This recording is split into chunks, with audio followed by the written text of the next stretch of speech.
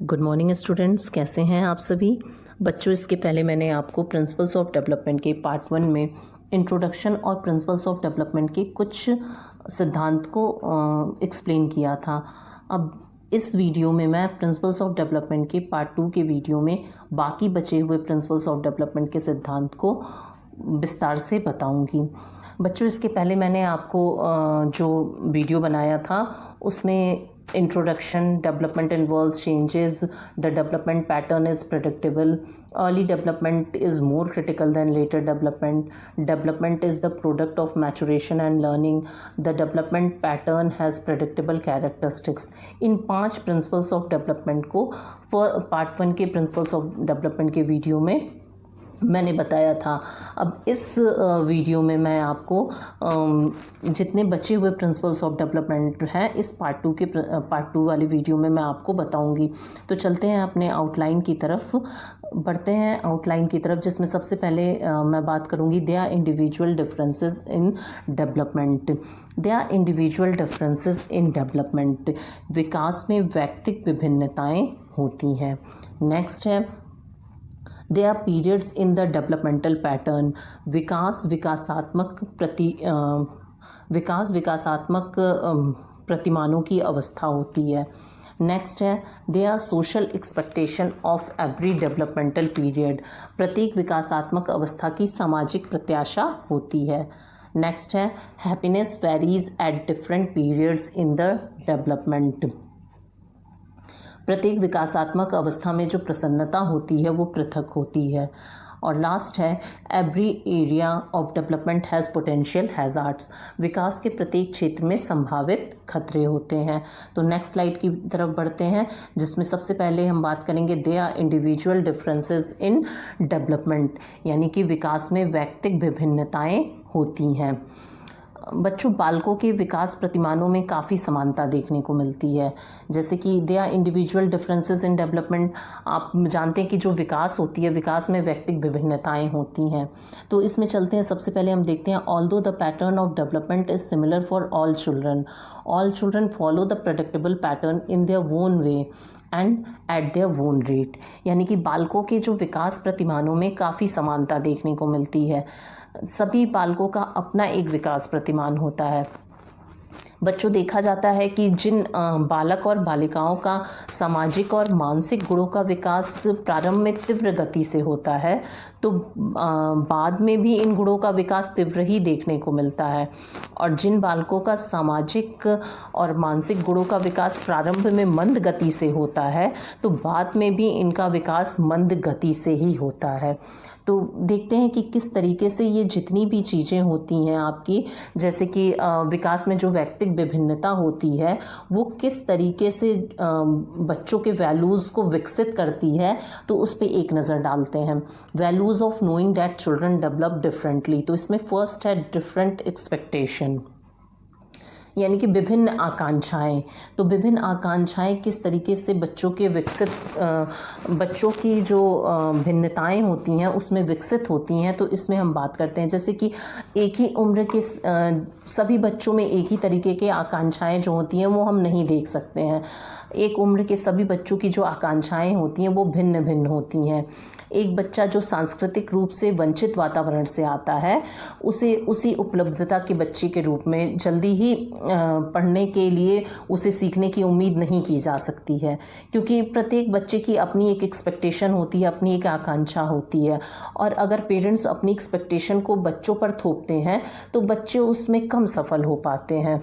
जैसे कि अगर पेरेंट्स चाहते हैं कि बच्चा जो है मेरा डॉक्टर बने, इंजीनियर बने, लेकिन बच्चे का वो मन नहीं है बनने का, तो पेरेंट्स जो अपनी एक्सपेक्टेशन को बच्चे के ऊपर थोपते हैं उससे बच्चा कभी आगे सफल नहीं हो पाता है और अपने लक्ष्य को प्राप्त नहीं कर पाता है। तो सभी बच्चों की अपनी आकांक्षा होती हैं और उसी आकांक्षा से वो अपने लक्ष्य को पाना चाहता है। नेक्स्ट है बेसिस ऑफ इंडिविजुअलिटी, यानी कि व्यक्तिगत आधार। बच्चों, प्रत्येक व्यक्ति को विकास की सभी अवस्थाओं से गुजरना पड़ता है। जैसे कि अगर प्रीनेटल पीरियड से इन्फेंसी की तरफ अग्रसित होता है, इन्फेंसी से चाइल्डहुड की तरफ बढ़ता है, चाइल्डहुड से एडोलेसेंस की तरफ, एडोलेसेंस से एडल्टहुड और एडल्टहुड से ओल्ड एज में प्रवेश करता है। और विकास का जो ये एक निश्चित क्रम होता है, उसका एक अपना सीक्वेंस होता है और उसी सीक्वेंस में हर व्यक्ति चलता रहता है। ऐसा हम नहीं देख सकते हैं कि व्यक्ति अगर बच्चा इन्फेंसी स्टेज में है तो वो सीधे एडोलेसेंस स्टेज में प्रवेश कर ले।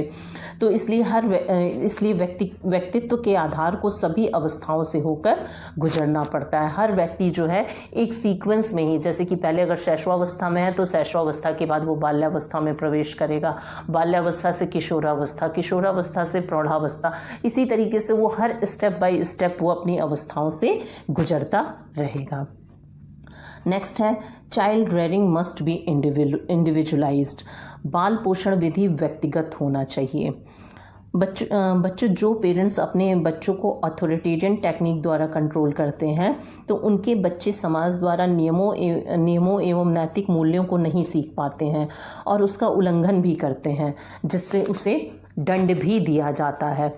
नेक्स्ट है हमारा प्रेडिक्शन इज़ डिफ़िकल्ट, यानी कि भविष्यवाणी करना कठिन है। बच्चों, ये ज़रूरी नहीं है कि बाल्यावस्था में जिस बच्चे के लिए हम जो भविष्यवाणी करते हैं या जिस बच्चे के लिए जो भविष्यवाणी की जाए वो आगे चलकर सही ही हो। बचपन में जो बच्चों की रुचि, हाव भाव को, उसके ज्ञान को देखकर हम जो भविष्यवाणी की जाती है आगे चलकर वो गलत भी हो सकती है। जैसे कि मान लीजिए अगर बच्चे का इंटरेस्ट बचपन में साइंटिस्ट बनने के लिए है बहुत ज़्यादा, कि हम उसके अंदर वो टैलेंट देखा जाता है कि जैसे कि बच्चा आगे चल के ये ज़रूर साइंटिस्ट बनेगा। लेकिन ये ज़रूरी नहीं है कि जो चीज़ें, जो रुचि हम बच्चों के अंदर बचपन में देखें वो आगे चल के सही ही हो। आगे चल के हो सकता हो बच्चा डॉक्टर बने, इंजीनियर बने। ज़रूरी नहीं है कि अगर उसकी रुचि साइंस में है, अगर वो साइंटिस्ट बनना चाहता है तो आगे चल के वो साइंटिस्ट ही बने। तो बढ़ते हैं अपने नेक्स्ट स्लाइड की तरफ, जिसमें हम बात करेंगे अब नेक्स्ट प्रिंसिपल्स ऑफ डेवलपमेंट की। There are periods in the developmental pattern and periods of equilibrium and disequilibrium. There are periods in developmental period. विकासात्मक प्रतिमानों की अवस्था होती है। इसमें संतुलन और असंतुलन दोनों अवस्था पाई जाती है। तो इसमें जो there are periods in developmental pattern and periods of equilibrium and disequilibrium, यानी कि विकास प्रतिमानों की अवस्था होती है और इसमें संतुलन एवं असंतुलन की अवस्था आती रहती है। बच्चों, डेवलपमेंटल पैटर्न में जो है 5 मुख्य विकास प्रतिमान होते हैं। The 5 major developmental periods in childhood begin with the moment of conception and and when the child becomes sexually mature. First है prenatal period, second infancy, third babyhood, fourth childhood, fifth puberty stage. तो जैसा कि अभी मैंने आपको बताया है कि इसमें जो विकासात्मक प्रतिमानों की जो ये अवस्था होती है, इसमें संतुलन और असंतुलन दोनों अवस्था आती रहती है। डेवलपमेंटल पैटर्न में 5 मुख्य विकास प्रतिमान होते हैं जिसकी कुछ विशेषताएं होती हैं। जैसे प्रीनेटल पीरियड की बात करते हैं, जो कि कॉन्सेप्शन से बिफोर बर्थ तक की ये स्टेज होती है हमारी प्रीनेटल पीरियड की। इस अवस्था में विकास तेजी से होती है और इस अवस्था में मुख्यतः शारीरिक वृद्धि एवं विकास तेजी से होती है। इसके बाद इन्फेंसी स्टेज, जो कि 10 से 14 दिन की स्टेज होती है। इसे न्यू बॉर्न या नियोनेट भी कहते हैं। इस अवधि में इन्फेंट जो है अपने मदर के साथ एनवायरनमेंट में एडजस्ट करना सीखते हैं। नेक्स्ट है बेबीहुड, जो कि 2 सप्ताह से लेकर 2 वर्ष तक की अवस्था होती है। इस अवस्था में शिशु पूर्णतः किसी भी कार्य को करने में असहाय होता है, क्योंकि इस अवस्था में शिशु अपनी मांसपेशियों पर नियंत्रण करना सीखता है। और बेबीहुड में शिशु जनरली जो है सामान्यतः वो दूसरों पर ही निर्भर होते हैं। नेक्स्ट है चाइल्डहुड स्टेज, जो कि 2 से 12 वर्ष की अवस्था होती है। इसे 2 भागों में बांटा गया है, अर्ली चाइल्डहुड और लेट चाइल्डहुड। अर्ली चाइल्डहुड जो कि 2 से 6 वर्ष की अवस्था होती है और लेट चाइल्डहुड जो कि 6 से 12 वर्ष की अवस्था होती है। Early childhood stage pre gang as कहलाती है। इसमें बच्चे सामंजस्य स्थापित करना सीखते हैं। लेट चाइल्डहुड जो कि 6 से 12 वर्ष की अवस्था होती है, इसे स्कूल एज या गैंग एज भी कहते हैं। और लास्ट है हमारा प्यूबर्टी स्टेज जो कि 11 से 16 वर्ष की अवस्था होती है। प्यूबर्टी स्टेज को ओवरलैपिंग पीरियड भी कहते हैं क्योंकि इसका कुछ भाग बाल्यावस्था में होता है और कुछ किशोरावस्था में होता है। लड़कियों में प्यूबर्टी 11 से 15 वर्ष और लड़कों में 12 से 16 वर्ष के मध्य होती है। तो अब इसी के साथ हम बढ़ते हैं अपने नेक्स्ट स्लाइड की तरफ, जिसमें हम बात करेंगे इक्विलिब्रियम और डिसइक्विलिब्रियम के बारे में कि किस तरीके से हर स्टेज में जो है संतुलन और असंतुलन स्थापित होती है। तो जैसा कि आप इसमें फिगर में देख रहे हैं 2 years 3 years 4 years 5 years equilibrium, यानी कि जो जितनी भी ये स्टेज होती है इसमें संतुलन स्थापित होता है। इसी तरीके से 18 month 2.5 years में डिसइक्विलिब्रियम, 3.5 years में, 4.5 और 5.5 years में डिसइक्विलिब्रियम की स्थिति आप देख रहे हैं इसमें। तो ये संतुलन एवं असंतुलन की अवस्था होती है। और फिगर में आप देख रहे हैं कि जो 18 माह है, 2.5 वर्ष है, 3.5 वर्ष है, 4.5 वर्ष है, 5.5 वर्ष है, 5.5 वर्ष की ये अवस्था में असंतुलन स्थापित होता है। और जो 2, 3, 4, 5 वर्ष की आयु स्तरों में संतुलन पाया जाता है या संतुलन देखने को मिलता है। बच्चों अध्ययनों में ये देखा गया है कि जो बालक जल्दी परिपक्व हो जाते हैं उनके संतुलन एवं असंतुलन की अवस्था का विशिष्ट व्यवहार उन बालकों की अपेक्षा जल्दी प्रदर्शित होते हैं जिनमें मैच्योरिटी देर से होती है। तो अब नेक्स्ट स्लाइड की तरफ हम बढ़ते हैं और बात करते हैं नेक्स्ट प्रिंसिपल्स की। There are social expectation for every developmental period, यानी कि प्रत्येक विकासात्मक अवस्था की अपनी सामाजिक प्रत्याशा होती है, जिसमें कि आप देख रहे हैं social expectation are known as developmental task.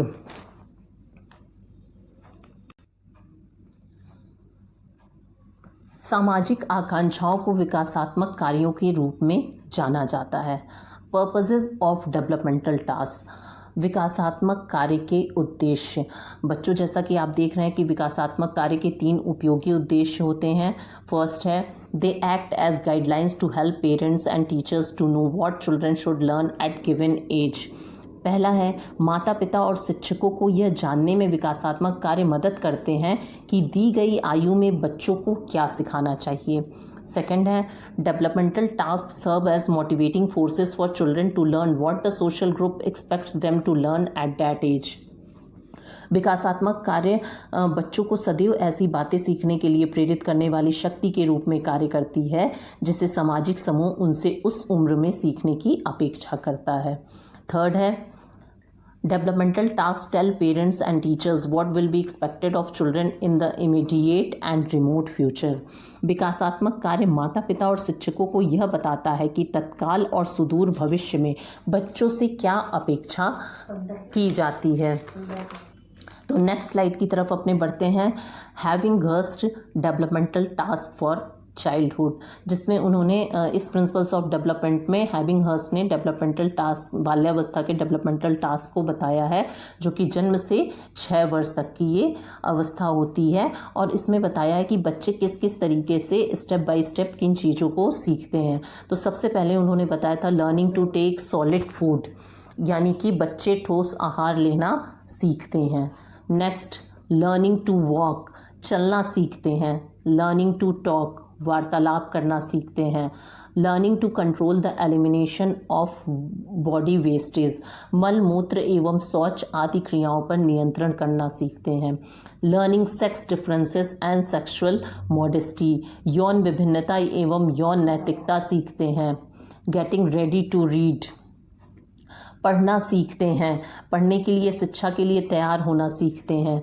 Learning to distinguish right and wrong and beginning to develop a conscience, उचित अनुचित का निर्णय एवं आत्मचेतना का विकास करना सीखते हैं।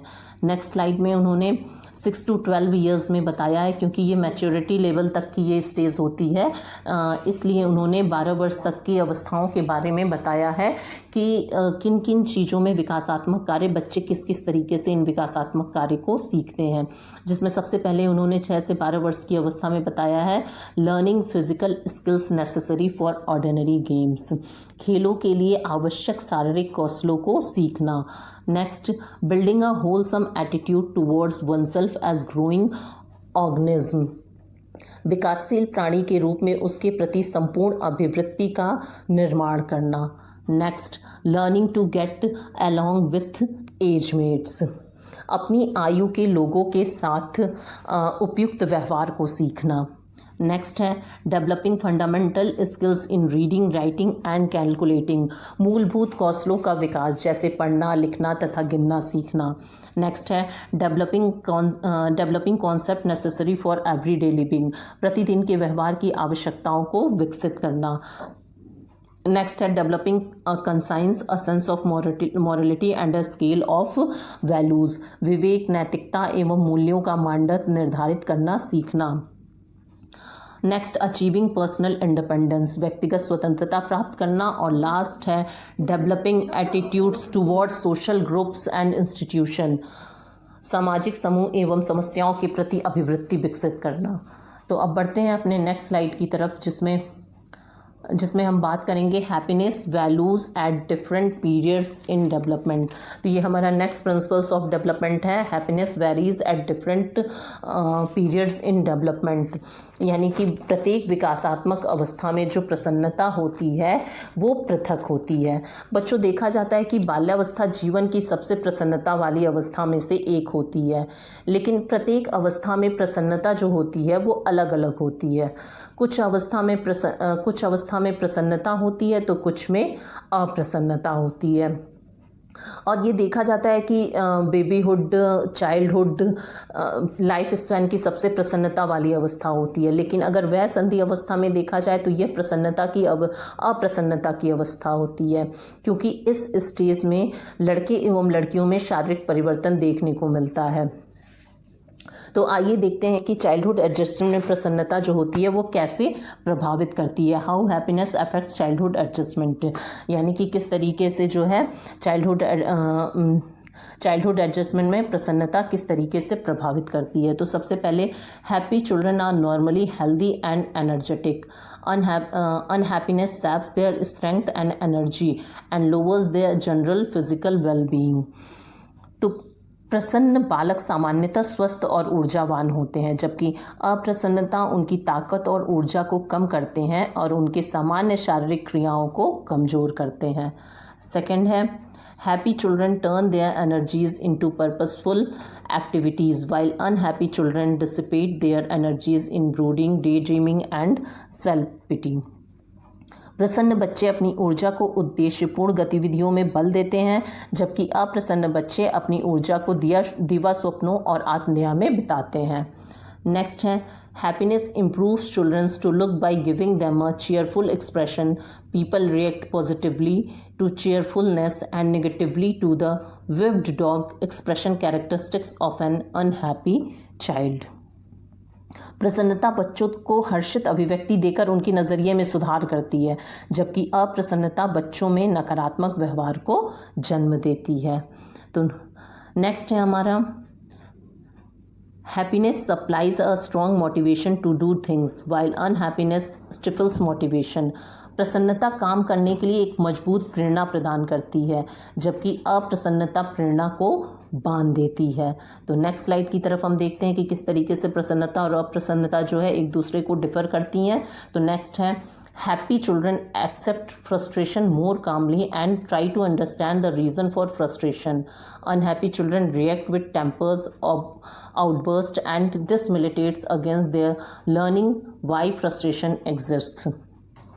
प्रसन्न बच्चों सामान्यतः कुंठा को शांतिपूर्वक स्वीकार करते हैं और निराशा का कारण समझने की कोशिश करते हैं, जबकि अप्रसन्न बालक गुस्से के प्रति तुरंत प्रतिक्रिया करते हैं और इस बात से हमेशा हताश रहते हैं कि उनके अंदर निराशा क्यों मौजूद है। नेक्स्ट है, happiness encourages social contacts and participation in social activities. Unhappiness encourages children to be withdrawn and self oriented. प्रसन्नता सामाजिक संपर्कों और सामाजिक गतिविधियों में भागीदारी को प्रोत्साहित करती है, जबकि अप्रसन्नता बच्चों को प्रोत्साहित करने और स्वयं उन्मुखता में बाधा डालती है। नेक्स्ट है, with repetition happiness become a habit, in the same way unhappiness can develop into habit. प्रसन्नता सामान्यतः पुनरावृत्ति के साथ एक आदत बन जाती है, उसी तरह अप्रसन्नता को आदत में विकसित कर सकते हैं। और नेक्स्ट है, लास्ट है हमारा इसमें, a happy childhood does not guarantee adult success but it Lay's the foundation for success while unhappiness Lay's the foundation for failure. प्रसन्नता जनरली बाल्यावस्था की सफलता की गारंटी नहीं देती है, लेकिन यह सफलता की नींव तैयार करने में मदद करती है, जबकि अप्रसन्नता सफलता की नींव को असफल बनाता है। तो अपने बढ़ते हैं नेक्स्ट स्लाइड की तरफ, जिसमें हम बात करेंगे लास्ट प्रिंसिपल्स ऑफ डेवलपमेंट की। Every area of development has potential hazards, यानी कि हर एरिया का जो है पोटेंशियल अपना एक हैजार्ड। बच्चों, विकास के प्रत्येक क्षेत्र में एक संभावित खतरे होते हैं। जैसा कि आप देख रहे हैं, every area of development has potential hazard, यानी कि विकास के प्रत्येक क्षेत्र में संभावित खतरे होते हैं। विकासात्मक पैटर्न यानी कि डेवलपमेंटल पैटर्न वह है जो किसी निश्चित आयु पर व्यक्ति में प्रकट होता है और इस कार्य की सफलता और असफलता में उसे प्रसन्नता और असफलता से उसे दुख प्राप्त होता है। जैसे बालक जब जन्म लेता है तो कुछ न कुछ क्रियाकलाप करने लगता है, धीरे धीरे जैसे वह बड़ा हो जाता है और एक अवस्था से दूसरी अवस्था में पहुंच जाता है तो उसके कार्यों में प्रगतिशील परिवर्तन होता जाता है। ये कार्य प्रत्येक अवस्था एवं आयु में भिन्न होते हैं और इन्हीं कार्यों की सफलता और असफलता पर ही प्रसन्नता निर्भर करती है। तो अभी तक आपने देखा कि जितनी भी ये चीज़ें, जितने भी प्रिंसिपल्स ऑफ डेवलपमेंट हैं, उन सभी को मैंने पार्ट 1 और पार्ट 2 में बताया। तो ये हमारा लास्ट प्रिंसिपल्स ऑफ डेवलपमेंट है और बच्चों आशा करते हैं कि आपको ये प्रिंसिपल्स ऑफ विकास के सिद्धांत आपको समझ में आए होंगे। धन्यवाद।